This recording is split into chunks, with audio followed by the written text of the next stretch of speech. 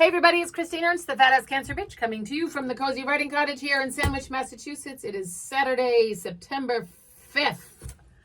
And you know what that means. A new bum from my Museum Bums calendar. So we're saying goodbye to August and the Siren and the Fisherman, which did not end well. And we are going to Perseus Cycle 7, The Doom Fulfilled, 1888 by Sir Edward Burne-Jones. Naked Maiden all chained up. Handsome hero vanquishing a dragon. At least in August, we knew that she ate him. September. It's a beautiful painting, but I'm not sure how I feel about the masculine male, very eroticized, and the pale, helpless woman with no clothes on. I'll have to look up the myth. Maybe in the coming months there'll be a female artist in this calendar. We'll see. So September 5th. Whoa. Serious crone wisdom this week. I don't know about you, but we are in the thick of it. At the gate, in the chute, on the precipice. Not to sound all woo-woo, but raise your hand if you too are in a portal of transformation. It is nothing less than that. This huge feeling. We are in it. In it. Something ugly and awful and broken is starting to unravel. It's beginning to disintegrate. Now, sadly, reports of a certain person's demise were exaggerated last weekend. But the appetite for his death is very telling. And it's not about revenge or comeuppance anymore. And the party I have planned for that delicious eventuality, notwithstanding this shift, this surge, this crone stuff I am talking about, it's a totally different sort of energy. The rise of something good and strong, noble, just, compassionate, hopeful. The tyrants, of course, sense this too.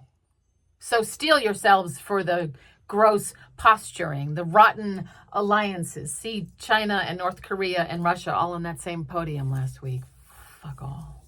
The desperate scheming, the rattling sabers, they are starting to cannibalize each other. It's coming. It's going to get worse before it gets better, but it's coming. So stay the course. Trust in the universe, the source, whatever you trust and speak to. Continue in whatever way that you do to contribute to the surging common good. To that end, I had so many beautiful conversations this past week with crones. A woman, an artist whose grown son died in a tragic accident 6 months ago, who makes art to honor him. Another woman who is very, very sick, who needs to rest but cannot because so many people depend upon her. Another woman whose ex-husband is dying, how she has learned to love him again as she tries to navigate a future for their young children without him. Another woman who feels invisible, unknown, even as she is at last on the cusp of professional creative success.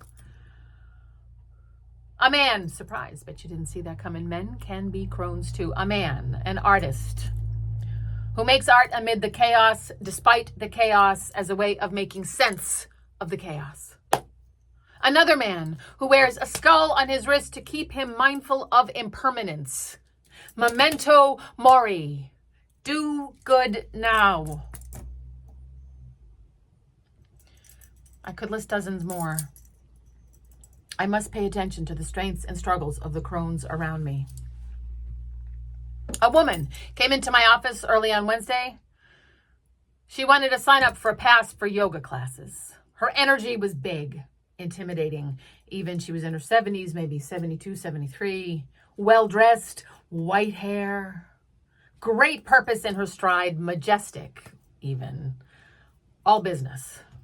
She sat and we chatted while I got her registered. And you know when you meet someone and you barely even need to talk to get right to it, like you go in immediately and within 2 sentences you are deep inside someone else's life story? It was like that. How long have you been on the Cape? I asked, typing in her address for the registration. 40 years, she said, with a kind of tired wonder. 40 years. How'd you get here? I chirped like a ninny, intrigued by the wonder in her voice, happily awaiting her charming wash-ashore tale. She said simply, I'm married.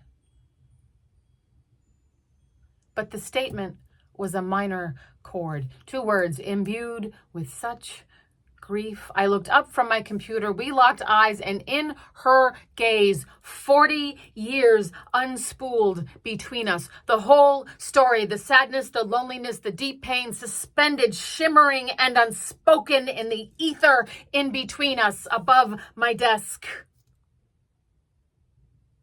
I whispered, I am so sorry. And she said, the divorce will be final next Friday.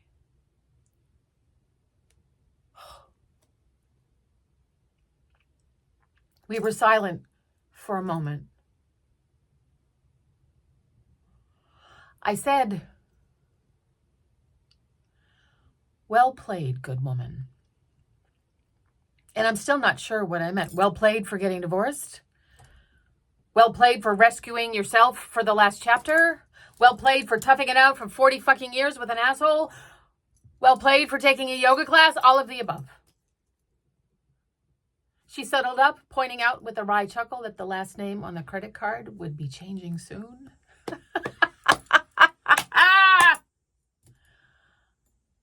40 years, change your name back. Oh.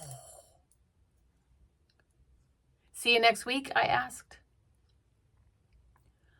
More likely the week after, she said.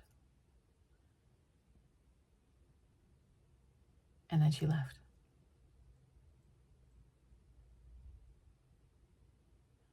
Well played, good woman.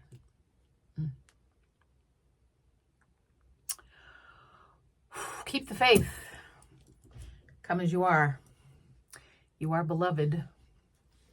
Find fucking delight today. Be a crone.